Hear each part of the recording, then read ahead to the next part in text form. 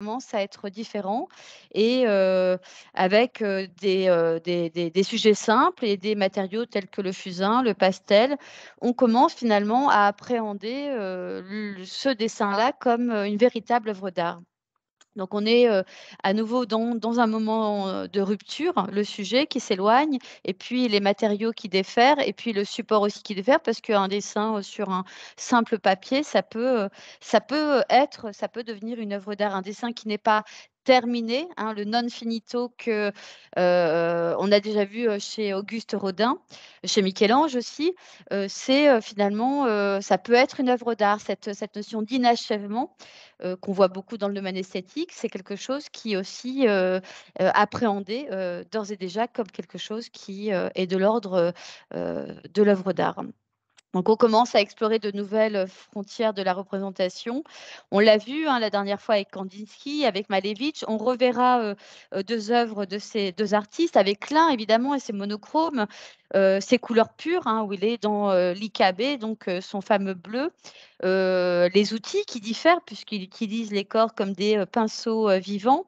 Donc on est dans des représentations qui ne tiennent plus, seulement de la figuration, mais également, qui tiennent, aux émotions et aux idées. On verra que dans l'art conceptuel, on va amorcer un petit peu ça aussi aujourd'hui, puisque on est dans le matériau aussi. On verra que l'idée, parfois va primer, sur la création même, hein. C'est-à-dire qu'il n'y a plus de création en tant que telle, il n'y a plus de matériaux, il n'y a plus d'outils, il n'y a plus de support, il y a juste une idée.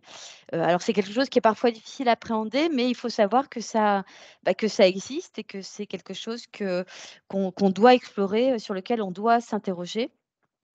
On continue toujours dans l'introduction avec, cette œuvre, de Klein qui est intéressante, hein, parce qu'on est toujours dans ce phénomène de représentation, mais, dans une véritable réflexion, sur l'œuvre d'art et la figure de l'artiste. C'est pour ça que je vous parlais, d'art conceptuel, à tel point que, Yves Klein, finira par faire une exposition du vide. Bon, c'était quand même en 1958, au milieu du 20e, donc il n'y a rien dans la galerie, absolument rien, un rideau, c'est le vide absolu et le vide est un matériau. Le vide est matière, est considéré comme une matière. Le vide exprime, le vide nous interroge, au même titre que le plein. Hem, donc on est vraiment aussi dans quelque chose qui va, être complètement en rupture avec les matériaux traditionnels, hein. Vous imaginez bien, la peinture à l'huile, les pinceaux. Donc on bouscule les techniques et les idées, dès la fin du 19e siècle, et le 20e en effet est un moment, explosif, dans ce phénomène-là. Et puis, évidemment, vous l'avez, déjà appréhendé dans cette idée de la réappropriation, du corps, notamment du corps de l'artiste.